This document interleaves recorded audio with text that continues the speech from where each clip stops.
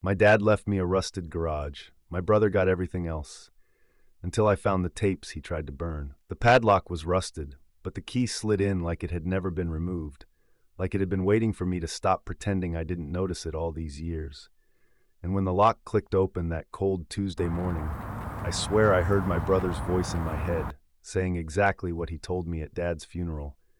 "You don't need to go poking around in the past, Caleb. What's done is done." But what if it wasn't? What if that old locked garage left off every blueprint, every conversation, every memory Luke allowed, wasn't just a dusty shed, but the vault that held the reason why my father died, disgusted with one son and disgustingly proud of the wrong one? Before we get into what I found inside, don't forget to subscribe if you love stories about real-life revenge, justice, and second chances, and comment below where you're watching from, especially if you've ever been the one forgotten or written off by your own family. Now, if this is your first time here, welcome.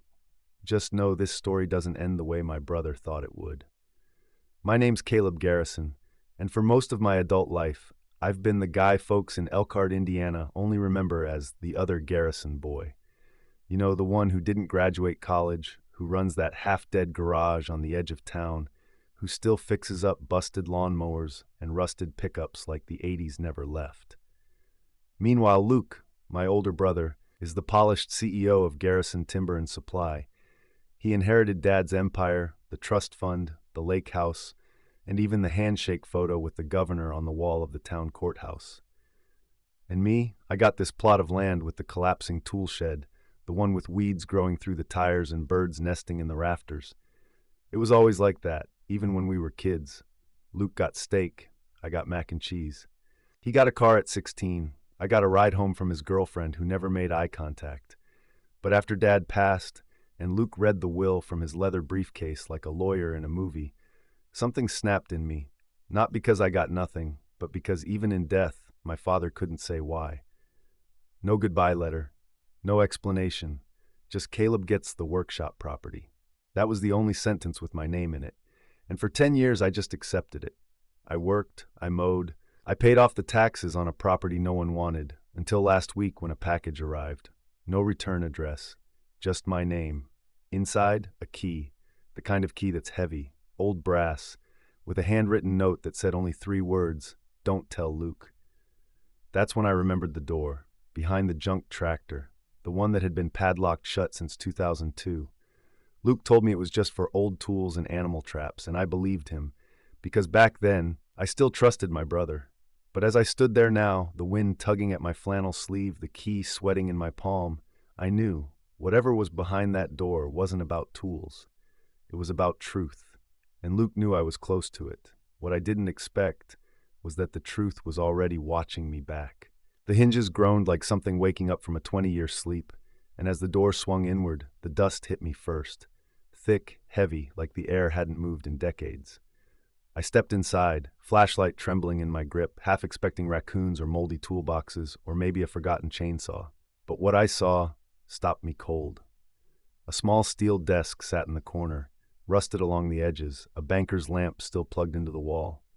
On top of it, a wooden cigar box, slightly ajar, and next to it, a camcorder, one of those chunky ones from the early 2000s, duct tape around the battery pack. My breath caught. Dad's handwriting was on a yellowed post-it stuck to the top. Start with number 4. Don't trust number 1. Tapes, 7 of them, were labeled in thick Sharpie, numbered. I didn't think. I took the box, slammed the door shut, locked it again, and drove home, heart pounding like I'd just robbed a grave. That night, I hooked the camcorder up to an old TV from my shop. Static, then a flicker, then Dad, sitting in the exact same garage, face thinner, voice a little slurred, eyes glassy like he was trying to stay sober for just long enough to speak clearly. "If Caleb's watching this," he said, "then it means I didn't fix what I should have. And I'm sorry, son." I didn't blink. I didn't breathe. He paused, swallowed hard, and leaned in. "Luke didn't just get more because he earned it. He made sure you got less." I didn't understand until the next tape. Number 4, just like the note said. This time it was a hidden camera. Dad sitting at the kitchen table, clearly tired. Luke, business suit, hair slicked, voice smooth as butter, pacing back and forth. "He's unstable, Dad. I mean, come on. He works with his hands. You really think Caleb's going to manage Garrison timber without embarrassing us? My father said nothing. Luke leaned in. I'll take care of everything. Just let me draw up the will. We'll make sure Caleb's looked after, sure, but quietly, discreetly. No public mention. Dad rubbed his eyes, defeated. He's still my son, Luke. Exactly, Luke said, which is why he won't fight it. He doesn't want conflict. And just like that, it all clicked. The missing letter, the silence, the inheritance that never made sense. My father didn't choose to cut me out. He was worn down into agreeing, and Luke made sure there was nothing left for me to fight over. That night, I sat alone in my kitchen until 2:14 a.m., watching every tape in order. Tape 2 was Dad crying in his truck. Tape 5 was Luke swiping documents off Dad's desk, saying, "Don't worry, I'll file these at the office." Tape 6, Luke toasting a glass of scotch at the lawyer's office, smirking with his arm around his new fiancée, while Dad stared blankly into the distance. That part hurt the most, not because Luke lied. I expected that. What broke me was how alone Dad looked while it happened. He hadn't died with peace. He died carrying guilt, and I'd spent a decade believing he just gave up on me.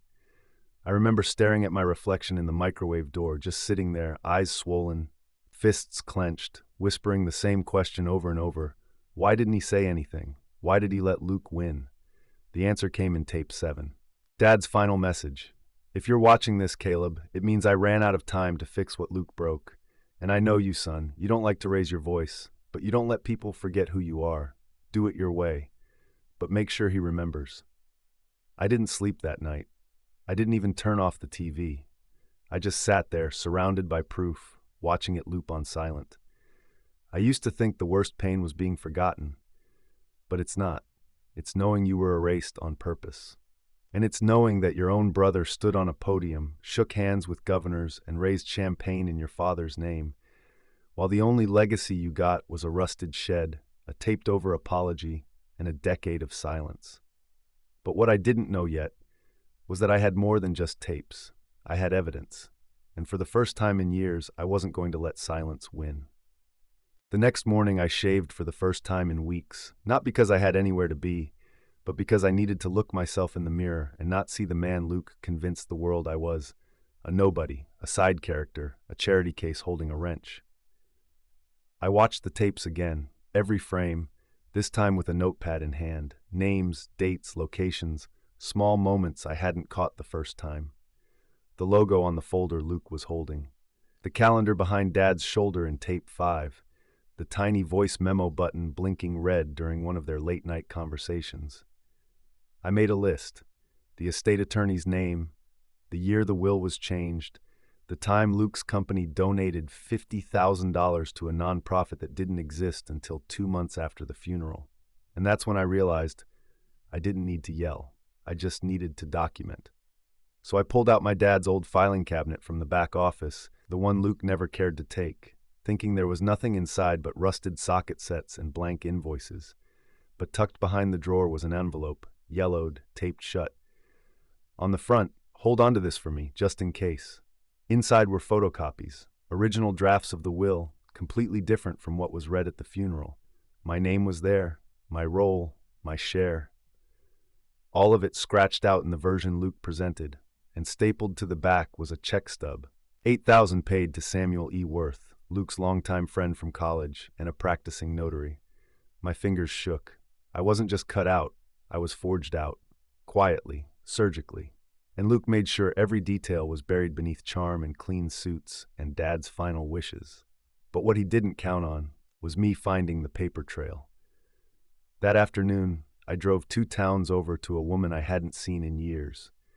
Emily Reese, my high school ex, who now ran a tiny local newspaper out of a strip mall between a vape shop and a tax prep place. She was the only one I ever told about how Luke used to slap the wrench out of my hands when I messed up in the garage. And she was the only one who didn't laugh when I said I wanted to build my own auto shop back in junior year. Well, she said when I walked in, scanning me from head to toe.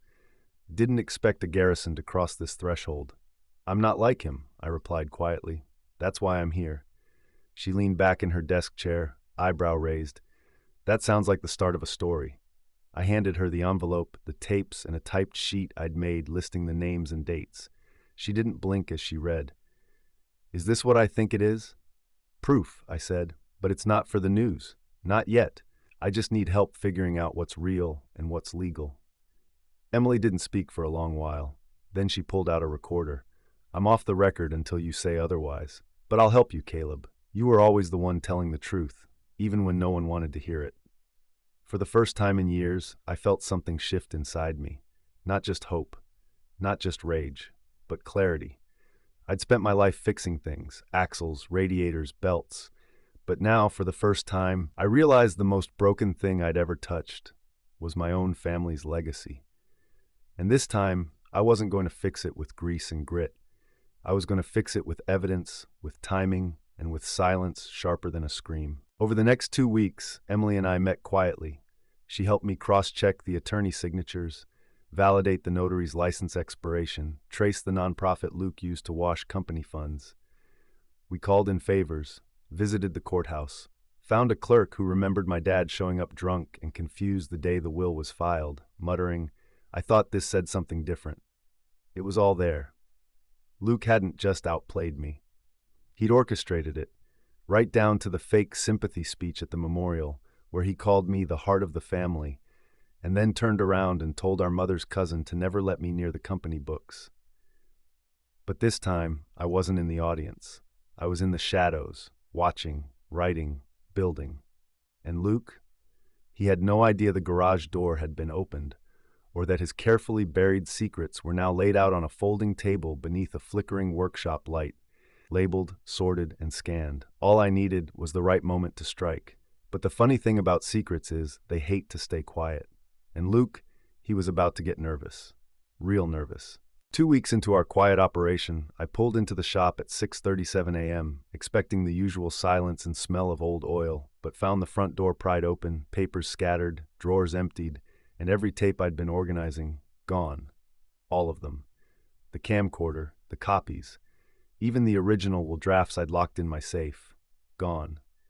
The only thing left was a sticky note, bright pink, pressed to the inside of my toolbox like a slap to the face. "Don't dig where you're not invited." My hands shook, but not from fear, from clarity. Luke knew. He didn't know everything, but he knew enough. He was scared now, and that made him dangerous. I called Emily, told her to meet me at the diner 2 blocks over. She showed up with a bag under her eyes and a thumb drive in her pocket, a backup. "I scanned everything last Thursday. Thought you might forget to," she said, sliding the drive across the table like a bullet under a napkin. "You always had my back," I muttered. "That's because you never had yours," she replied. But we both knew this wasn't over. That afternoon, I got a call from a sheriff's deputy. Someone had filed a complaint about fraudulent activity tied to my garage's business license. I laughed. Out loud. Luke was playing dirty, already working his network. 3 suppliers dropped me that week, told me they'd reassess their contracts. A guy from the lumber yard who used to drink with my dad looked down when I asked for parts. Emily's editor shut her down after a phone call came from someone connected to Garrison Timber. "This isn't just pushback," Emily said, pacing my kitchen. "He's trying to bury you alive." She wasn't wrong. A week later, my power was mysteriously cut for missed payments, even though I had the receipts. I spent a cold night in the garage under a single battery-powered lamp, watching the rain sneak through the roof like the building itself was sweating with me. For a moment, just one damn moment, I almost gave in. I looked around at the cracked floor tiles, the dusty photos of me and Dad when I was 10, holding a socket wrench too big for my hands. I heard Luke's voice in my head. "You really think anyone's going to believe you? You fix tractors. I fix legacies." And for the first time I felt it, the weight of what I was up against. Not just a brother, but a whole system he'd built around himself, one that wouldn't break easy. The next morning, I drove straight to the old estate attorney's office. Cliff Rowley, now semi-retired and half-deaf, but still sharp when it counted. He looked up over his reading glasses when I walked in. "You look like your father, except the fire's in the other son now." I told him everything, showed him the thumb drive. He studied it in silence for nearly an hour, then muttered, "He forged the revocation clause. Your father's original will was legally filed, Luke submitted an override that never got properly notarized. This is enough for a hearing. I exhaled so hard it felt like I hadn't breathed in a year. But, he added slowly, if you push this forward, it's going public. Luke's going to fight back hard. You ready to make enemies in your own bloodline? I wanted to say yes. I wanted to sound strong. But all I could do was whisper, I don't want revenge. I just want the truth to matter. That same evening, as I was locking up the garage, headlights flared in the distance.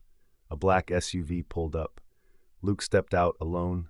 He didn't smile, didn't smirk, just stood there like a man who was used to winning and had just started to doubt if he still could. You made a mistake, Caleb, he said, walking forward slowly. You should have stayed in your lane. You're not built for this. You don't understand how to play chess. That's because I was too busy fixing the pieces you broke, I shot back.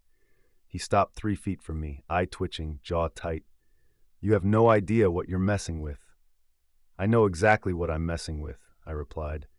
A liar in a suit who thinks charm is the same as character. He stepped even closer. You think exposing me gets you what? A name on a piece of paper? Some overdue apology? You won't win. Even if you take me to court, all you'll do is embarrass the family. You'll burn everything down just to feel heard. I stared at him, voice low. If that's what it takes, then yes, I'll burn it down. His face dropped for a second, a crack in the porcelain. That was all I needed. You always needed a villain, Caleb, he muttered. Guess I finally gave you one.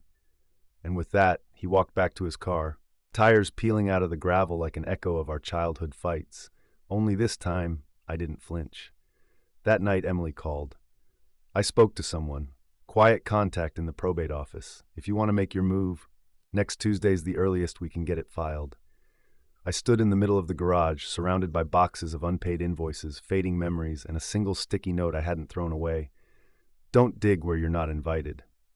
I took it off the wall, crumpled it, and whispered, I wasn't invited, but I'm digging anyway. The courthouse smelled like dust and old paper, like history being boxed up and forgotten unless someone forced it into the light. I sat in the hallway outside probate room 2B, elbows on my knees, thumb rolling over the corner of a yellow legal pad I hadn't written a word on. Emily sat beside me, tapping her pen against her thigh, her reporter's instinct vibrating under the surface, but she kept quiet, out of respect, or tension, or both. On the other side of the oak doors, I could hear muffled footsteps, chairs sliding, quiet courtroom chatter, the background noise of people who didn't know today would be anything but routine. At 9:03 a.m., they called my name.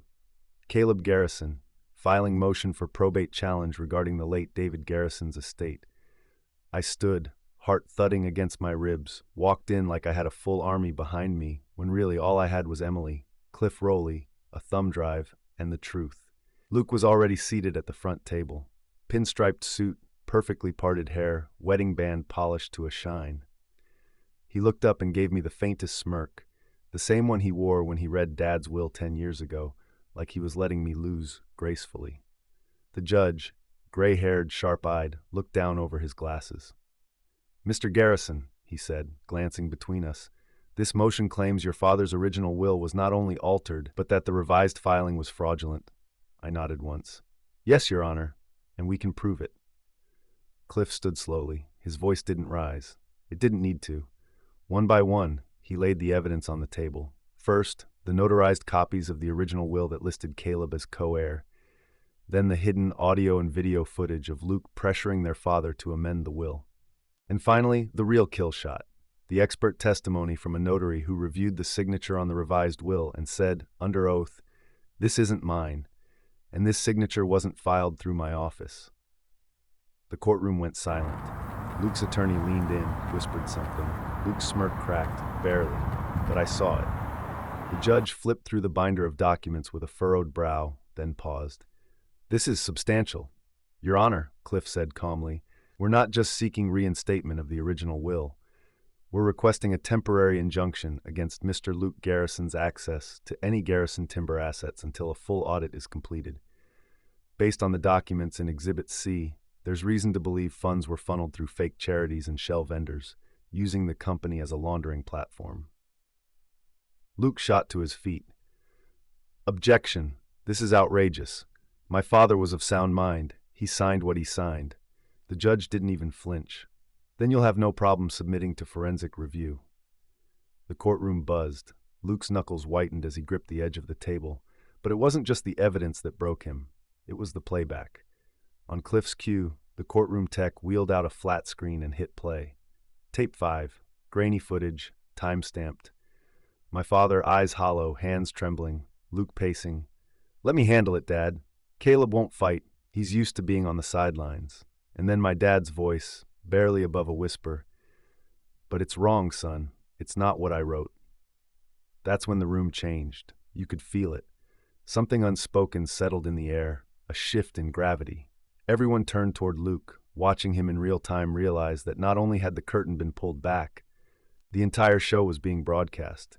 The judge leaned back in his chair, folding his hands. "Mr. Garrison," he said, addressing Luke now, "this is not only a compelling challenge, it's a potential criminal matter. I'm freezing all transfers from the Garrison estate effective immediately. We will reconvene in 30 days with audit findings and a formal ruling." Luke didn't speak, didn't blink, just stared at the blank screen where his downfall had just played out. I stood slowly, walked over to the table, and slid a small envelope across it. He looked down, confused. "What is this?" he asked, voice tight. "Something you never earned," I said. "Closure." Inside was a copy of the final letter Dad had written, the one he tried to mail to me but never did. "To my son Caleb, you were always the one who fixed what others broke. I just wish I hadn't been one of those things." Luke didn't open it, didn't have to. The courtroom cleared in silence.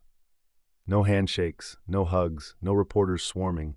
Just me, standing in the echo of a family name I'd finally reclaimed, not through anger, not through violence, but with proof, patience, and the kind of quiet fury that doesn't scream.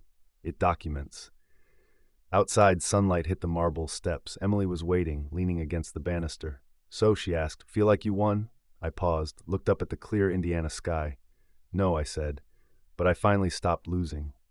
The story made local news by Thursday evening, just a quiet headline on Channel 6's website.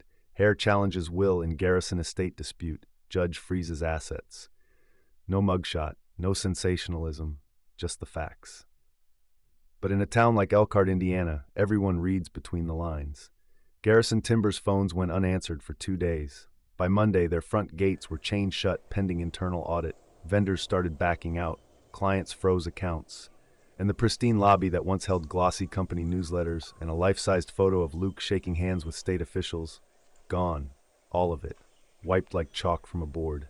Meanwhile, I returned to my garage, which still smelled like WD-40 and damp drywall, but something had changed. Not the space, me. I wasn't hiding anymore.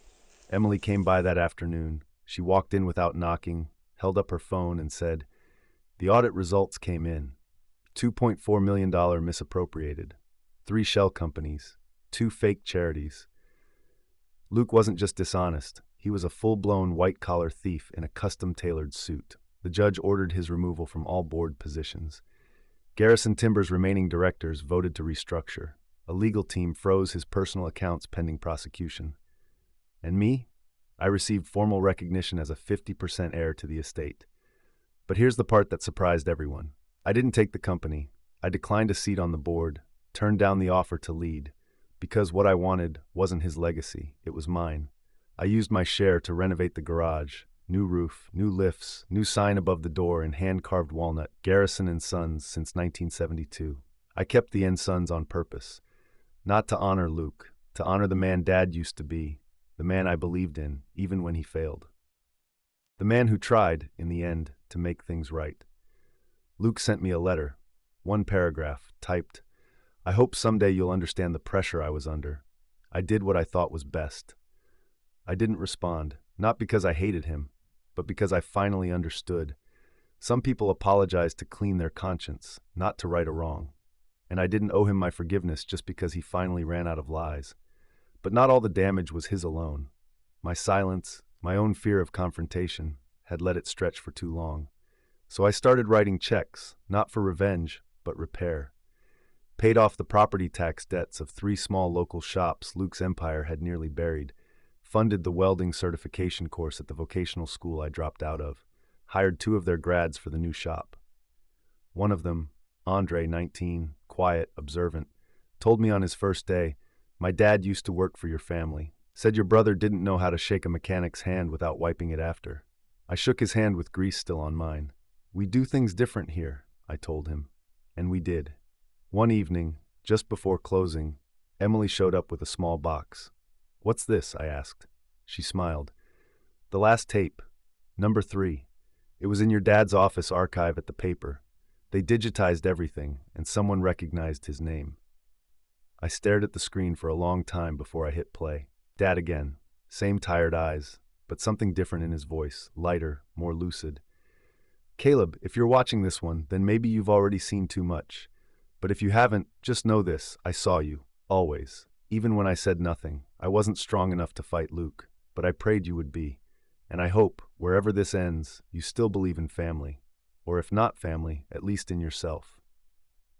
I didn't cry. I just sat there, breathing it in. Because I'd spent so many years waiting for someone to tell me I mattered. But the truth was, I'd mattered all along. I just had to stop waiting for permission to act like it. Spring came late that year, but it came all the same. The kind of Indiana spring where the soil smells like rain and rebirth, where the air finally shakes off its bitterness and trades it for lilac and sawdust.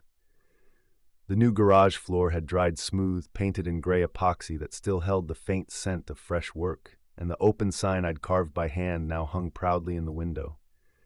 No more busted neon, no more peeling paint, just clean lines, honest tools, and the hum of a life finally lived on my terms. Business was steady, not booming, and that was fine. I wasn't chasing empires. I was building something honest. Andre ran the lift like he'd been born with a wrench in his hand, and a kid named Max, just 17, started showing up after school asking questions about carburetors. I hired him for weekends. The community started stopping by again. Folks who used to whisper now brought in their trucks for oil changes, stayed for coffee, and left tips in the jar without looking away. One afternoon, a woman I barely recognized walked in with a young girl in tow. "You're Caleb Garrison, right?" she asked. "My dad said you helped people. He passed last year, but I wanted to keep his truck running."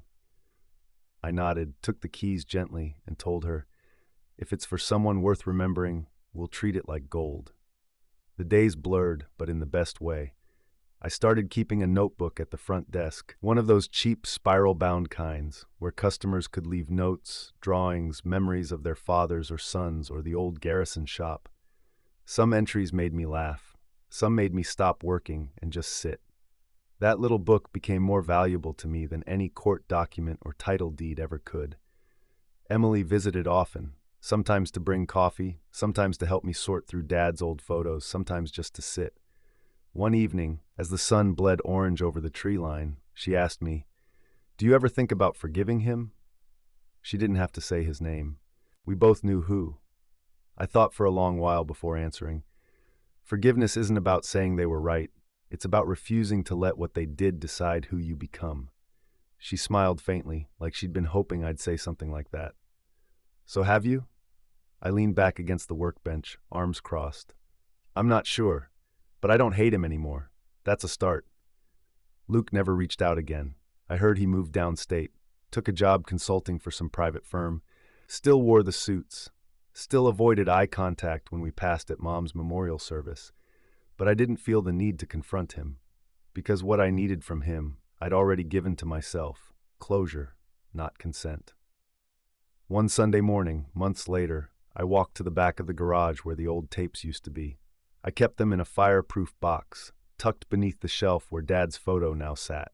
Just him in a flannel shirt, holding a mug and squinting into the sun. I didn't play them anymore. I didn't need to. I remembered every word.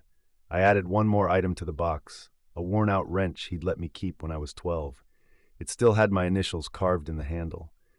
Then I shut the box, sealed it, and placed it back where it belonged. Not to forget, but to move forward. The past didn't need to be my prison anymore. It could be my foundation.